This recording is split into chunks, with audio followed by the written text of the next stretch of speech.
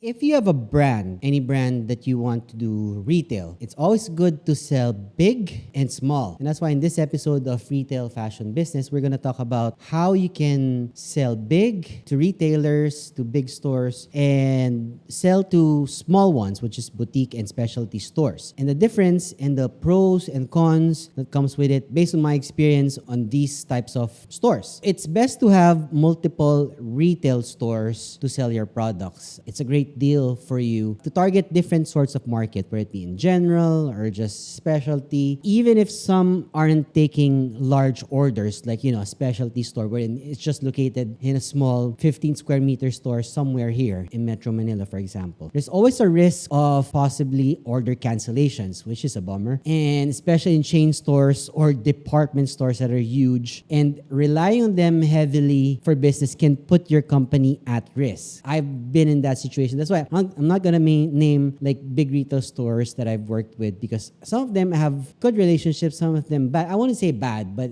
it's just I have what we call, money problems with them. Not because they don't pay, but they don't pay on time. Or, when your contract states that they're gonna pay you in 60 days, it's gonna be stretched out to as much as 300 days. And if you don't have a lot of money revolving for your business, it's gonna be a problem for you. I'm here to tell you the pros and cons on big stores and small stores. Let's start off first with a boutique and specialty store. What are boutiques and specialty stores? These are stores wherein it's just one or two or three locations, and they're spread out in small locations in the country, for example. If you can think about stores like those, like streetwear brands that have just one location somewhere in Quezon City, or one location, let's say, in Laguna, those are specialty stores or boutique stores. Or even if they have a store in the mall and it's just one location, it's still a boutique and a specialty store. That is an example of a boutique and specialty store. So with that, let's talk about the pros with working with them, like having your items consigned with them. So number one, the pro is that you have tighter and more focused assortment of products that you have. The brands and the products that are there are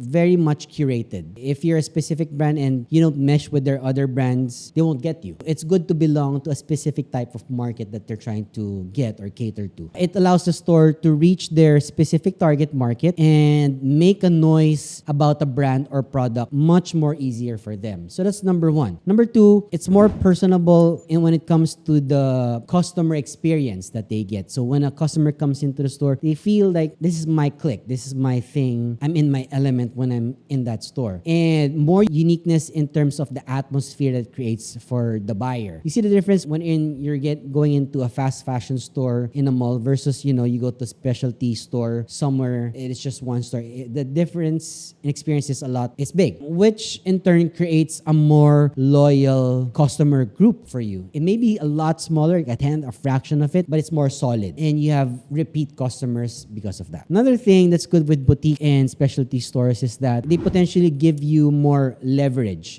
in terms of shipping and in payment. Like my store, when I was in a boutique store, is that when I ship to them, it's just one location, and then you don't have to ship to multiple locations because they take care of that. You ship to one location, that's it. Our payment terms are good. It's just 30 days. Sometimes it's even 15 days, which is very good. So you have 30 days to collect whatever revenue you have with them. And smaller retailers tend to be more lenient compared to, the bigger stores. So that's the third pro that I can say with working with small stores. Now, with the pros, comes to the cons with it. The cons is that you get smaller orders. Hence, they're not big drivers when it comes to income. You have small orders, small batches of orders when it comes to products from smaller stores. For example, if a boutique store orders, let's say, this t-shirt from me, it's going to be just 30 pieces. Whereas, if you go to a big store, department store, you're going to order 35,000 pieces of these. And it's so much different. But the problem is the prices are different, which we'll talk about more later. Another thing is it's time consuming when dealing individually. Imagine if you're talking to 20 small boutique stores wherein you have your products. It's a bummer to talk to all of them on Viber and WhatsApp, going back and forth in emails, talk to each one of them, having problems and this and that, instead of just talking to one big client, one big retail store. So that's a problem. Compared with just having one retail store store and it's a huge one, and then they're distributed to like 350 locations. And lastly, one of the biggest cons and the biggest problems you have with working with boutique and specialty stores is that they're less financially stable. Typically, they haven't established their accounting department, and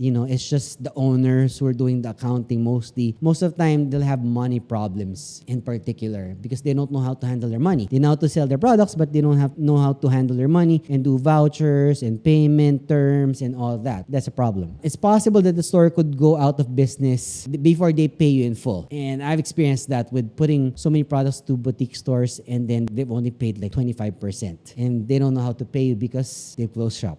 That's a con. Let me know in the comment section if you're a brand, if you've experienced those pros and cons with boutique and specialty stores. Before we proceed to the pros and cons with the big ones, which is the department stores or the chain stores, let me tell you more about concession. For example, concession is like this. You're a concessionaire in one store we're in. For example, they have 6 brands, so they have 6 allocations, and one of the spots is yours. So you're now called concessionaire. And consider a concession agreement, for example, with a department store or a boutique store that offers that kind of thing. You can keep control of your brand and its selling space however you want to design it. If the store is color white, if you want to color it black, you could, if the owner allows you to do that. You can keep control of your brand and the selling space that you want, and even the salesperson that you want to get for your store, including your decor, again, the staff, while enjoying the benefits of being sold in an established retail market. On the downside, you will need to pay commissions and rent, which could turn out to be expensive. Consider that as a concessionaire. Moving on to the big one, which is the department stores and chain stores. The first pro that I can see, the good thing about this, the positive that you can get with working with big stores, is that you have more brand visibility. Your brand is seen more by more people because of the foot traffic that they get because of that. Think of the biggest department stores in the country and think of your brand being there in the department store. That would be nice, right? You will have potential customers, new customers because of that, and possibly other retailers working with you as well. So that's number one. Number two, you strengthen your brand positioning because of that. I don't know with you, but if you have your brand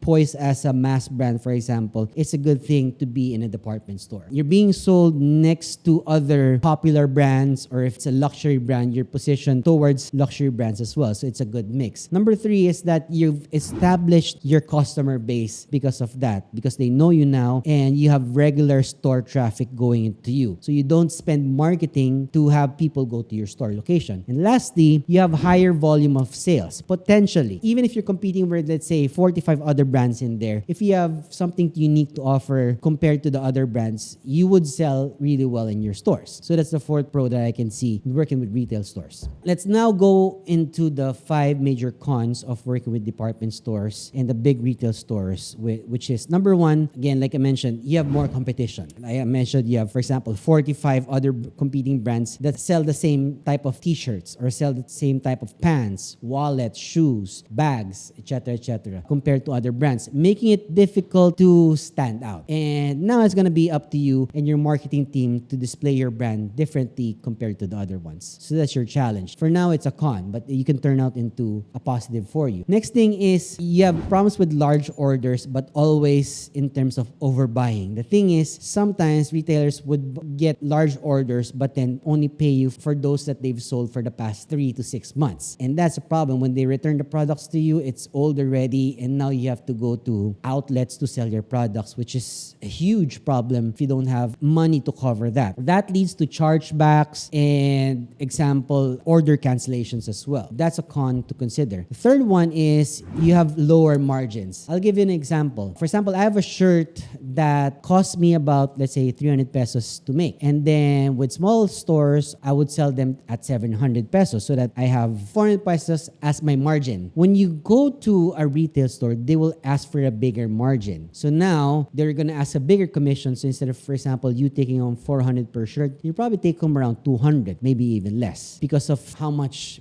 bigger they want in terms of margins that they take. An example, fees as well for lost items or products that get damaged as well. Often often talk to buyers. You're gonna talk to buyers with retail brands. And the problem is buyers often require extra discount, around 3 to as much as 20% more discount compared to the discount that you give to smaller boutique stores in exchange for ordering large quantities. One time I had an order for fourth quarter of the year for about 65,000 pieces of shirts compared to just an average of 20,000 orders for a quarter, which is huge. And the thing is, they returned half of it after that. It's a problem for my brand. You have to consider that with having to work with retail brands is that you have lower margins. Next thing is they have much way more stricter requirements compared to just working with a boutique store. The requirements is crazy sometimes. I have a requirements wherein you have to pack each shirt individually with a specific tag that it's their brand packaging, and the labels. You have to put in the barcodes, etc. Where in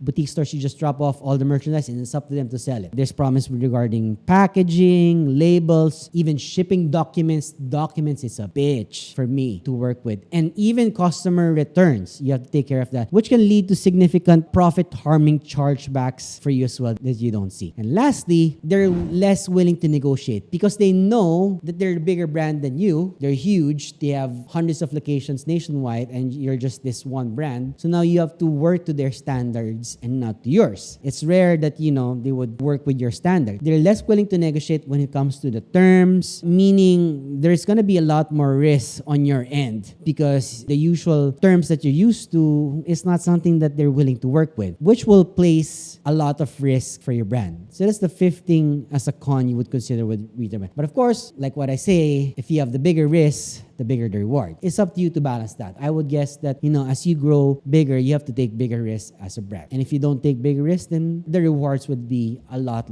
more smaller for you. Which would you rather have for your brand? Would you rather work more with a big retail store brand, or would you like working with a lot more boutique stores instead? Let me know in the comment section. I'll see you again in the next episode.